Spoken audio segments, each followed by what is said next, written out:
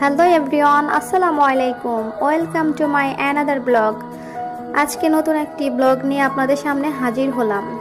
তো আজকের ব্লগে দেখাবো আমরা কি কি কেনাকাটা করলাম, কি খেলাম। সো দেখতেই থাকুন, সঙ্গেই থাকুন।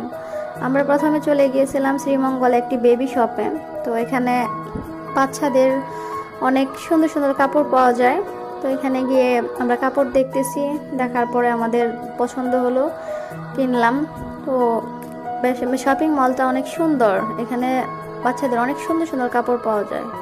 তো এখান থেকে কেনাকাটা শেষ করে আমরা চলে আসলাম অ্যাপেক্স শোরুমে, জুতার দোকানে। এখান থেকে জুতা নেব। তো এখান থেকে 2 জোড়া জুতা নিলাম, বাচ্চার জন্য, নিজের জন্য। তারপরে জুতা কেনাকাটা প্রায় শেষের দিকে।